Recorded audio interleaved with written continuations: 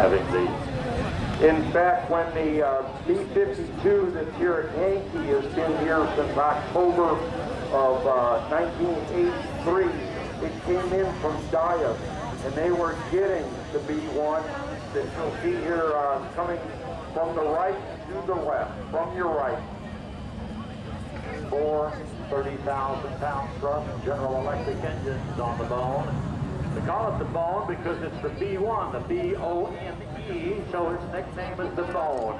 And you're seeing it with the widespread wing configuration. And a nice photo pass here. You can see the layout. Look how long the wings are and the blended body. See the 4 engines mounted at the rear of the wing area.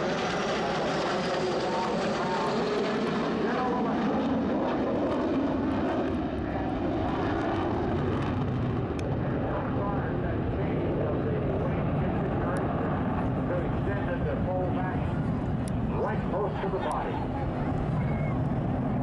It takes 3 or 4 minutes to get that accomplished. You're in the area for the hard work that they put in. And from your right or the north, you'll see the B1 Lancer. Probably see a little bit of black smoke as he advances the throttle there, and he's got the pedal to the metal now, and you can see those wings swept back. He's going to bank it real hard as he gets to the show center and show you the top of the airplane. Here we go.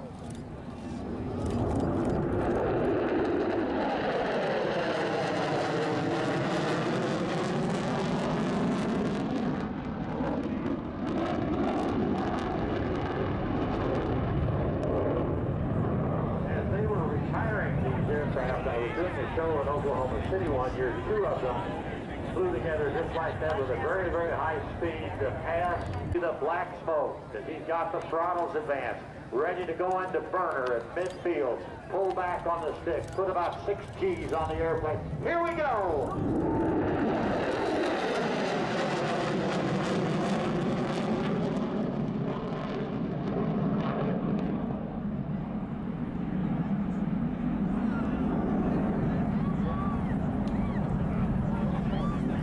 Talk about a quick ride to 15,000 feet, that's it. In the B1-B Lancer.